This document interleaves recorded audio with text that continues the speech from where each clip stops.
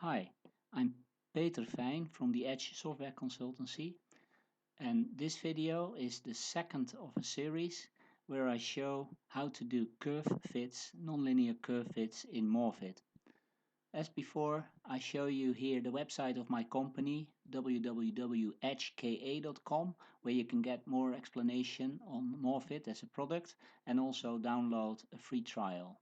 So I will close this and then open Morphit. This is loading Morphit version 4.0 and it starts completely from blank again. And in order to continue where we left the previous time, I'm opening the curvefitting.mor file which I stored, and this is the endpoint of the previous video. So I hope you recognize this. If not, then I recommend to first read or go through that first video, and then you can see that here is the data, concentrations versus activity. You get a fit on those data and you get a chart of your raw data point together with your fits, and then the parameters as extracted from those fits.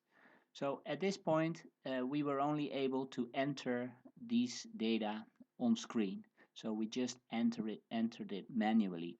So the topic of this video is how to connect it up with data that sits in an external file. And in this case I have just created an Excel file which I will now open. And this is it. So it's very straightforward. It just is Excel data sitting in 3 columns. I've got a data set. So let's have an A here as well.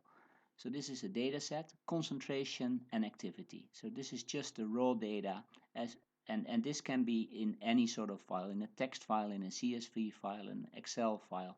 Morphit is able to read it. And this is a very simple example, but it does the job for this purpose. So let's first start to empty this table. So we're clearing out all the data we had previously put into it. And next we are going to move it into design mode. This is another feature in Morphit. You might be familiar with it. So if you click on design mode, you are able to change the binder and define all these fields. If you then undo that, so you put it back in design mode, this is how the end user will see the binder. So let's keep it in design mode for now, and we are going to add a field header. And the reason for that is I want to have a field called dataset, and that separates basically the 3 or 4 or 5 data sets as we will import them. So this is the column we have added on top of what we did the previous time. So the next thing to do is connect it up to the external file. You can do that by pressing the data button here on top and then select one of these. So these are all kind of data sources that can feed into Morphit. For today we are going to use the plate reader file, which is one of the most advanced ones. So it opens up the import definition designer, and the first thing we're going to do is import an Excel file. And then we can just point it to read the CV data XLS file and then point it to this worksheet. We can also use all the worksheets available in the Excel file instead. So here we have it. You get a preview of that data, which I just showed it to you in Excel. But now we are going to add a data block. So you see it's a hierarchical structure. You can have multiple blocks per file, separated by placeholders and separated by strings. And we only need to get rid of this first line. So we are telling the wizard that by just saying after one line, just start to read the data. And you see this is moving down. This is just a preview. And then the next step is the output. So this is just showing you where it is in the file and how it is going to detect your data. And now we define the output. So the data sits in rows, and then here we can give the columns for the output a name. So we call this data set. So let's use dataset ds. And then here we have cons, and here we have activity. Right, So these are the three outputs that are now available in this tab. So these are the data ready to be plugged in Morphit. So it's very straightforward. We can now close this, and then we return the changes to the import definition. So this import definition that we have just created becomes part of the query table of this Morphit table. So I apologize for the complexity. It may look complex, but this is only a one-off. After you've done this once, you have created the connection between Excel and Morphit. So next comes the mapping of those fields. So this opens then with the data columns as it finds it in the external file, the DS, the cons, and the act as we have just defined, and then the table fields in Morphit. So we can just drag these fields onto the proper ones here. So DS goes to dataset, cons goes to concentration, and act is dropped on activity. And this is the linking mechanism between the file and the Morphit binder. Now we can press OK, and there we have it. So all the data has now been cleared as we emptied the table, and it's linked to the Excel data. And this is all there is to linking external data into Morphit. So we are not ready now because of course we can always refresh the data and we can change the files and so going through this current page setup, but that is not available as I just explained to the end user.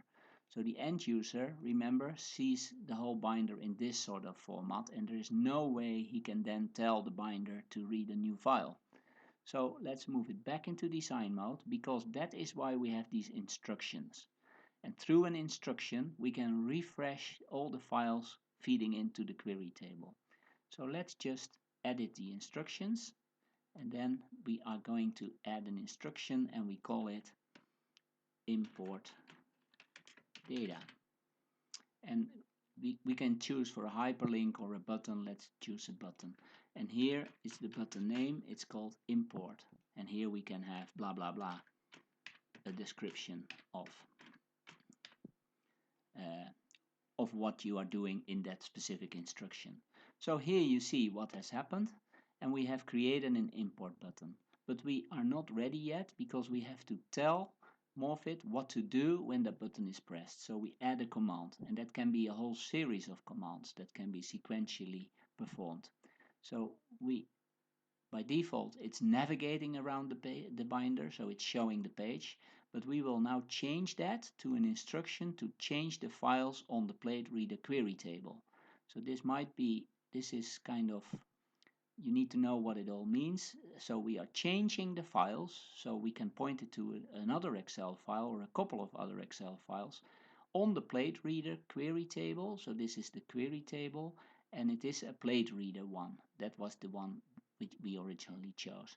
So that is the instruction we need, and we point it to the query table of this particular Morphit table, right? So it's the only one defined in this binder, so then it's pretty easy because there's only one option. So you click OK, and now the whole instruction is ready. So now we can move it out of design mode. So this is what the end user will see. We will clear out the data. So we will empty the whole table, yes. So this can be stored now.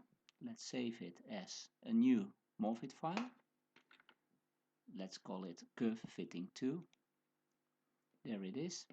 And when you now load this curve fitting 2 binder, you get this, of course, and then you click this button, and then you are in your file system, and there you can choose whatever Excel file you can read, so that is compatible with your import definition. You double click on it, and there you have your data, and all the curve fitting and the parameter extraction is done in one simple step.